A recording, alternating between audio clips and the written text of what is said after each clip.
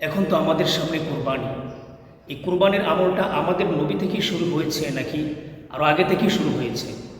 আল্লাহ তাআলা নবী করিম সাল্লাল্লাহু আলাইহি ওয়াসাল্লামকে বলছেন, হে নবী, আপনি হযরত আদম আলাইহিস সালামের দুই ছেলের কাহিনীগুলো, দুই ছেলের কিচ্ছাগুলো আপনার উম্মতদেরকে বলে দিন।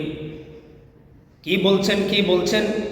ওয়াতলু আলাইহিম নাবা বানি আদম বিল হক ইয করবা কুরবানান, যখন দুই ছেলে কুরবানি করলো, ইয করবা কুরবানান ফাতুকবিলা মিন আহাদিহিমা ওয়া লাম ইয়াতাকাব্বাল মিনাল আখার, যখন দুজনে কুরবানি করলো তখন আল্লাহ তাআলা একজনের কুরবানি কবুল করলো, আরেকজনের কুরবানিকে আল্লাহ তাআলা কবুল করে নাই। এই কুরবানি কেন করা হলো? লম্বা ঘটনা।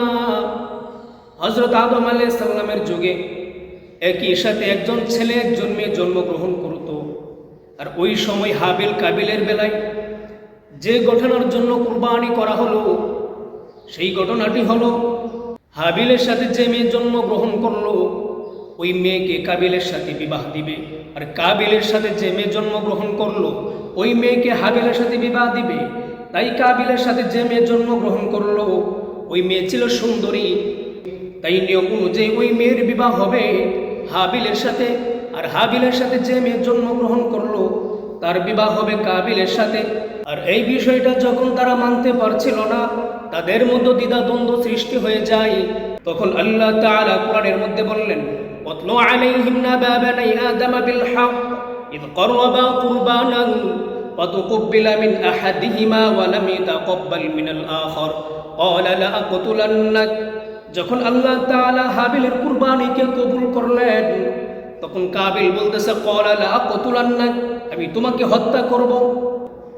হাবিল বলতেছে, ক্বালা ইন্নামা ইয়াতাকাব্বালুল্লাহু মিনাল মুত্তাকিন, আল্লাহ তাআলা মুত্তাকিনের কুরবানিকে কবুল করেন। এই আয়াত দ্বারা আমরা বুঝতে পারি, আমরা যে কুরবানি করব, এই কুরবানির কোনো গোশত, কোনো রক্ত আল্লাহ তাআলার কাছে পৌঁছে না। শুধু আল্লাহ তাআলার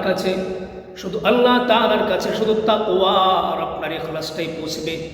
অপর এক আয়াতের মধ্যে আল্লাহ তাআলা বলেন, লা ইয়ানালাল্লাহা লুহুমুহা ওয়ালা দিমাউহা ওয়ালাকিন ইয়ানালুহুত তাকওয়া মিনকুম।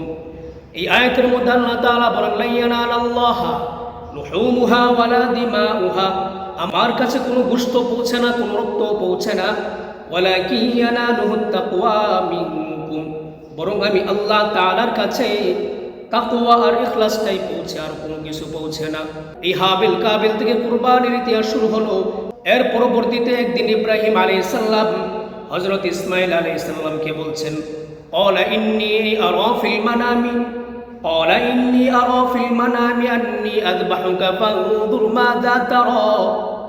ক্বালা ইন্নী আরা ফিল মানামি আন্নী, হে আমার বৎস, ক্বালা ইন্নী আরা ফিল মানামি, আমি ঘুমের মধ্যে স্বপ্ন যোগে দেখেছি, আন্নী আযবাহুকা ফানজুর মাযা তারা, আমি আল্লাহর রাস্তায় তোমাকে কুরবানি করছি।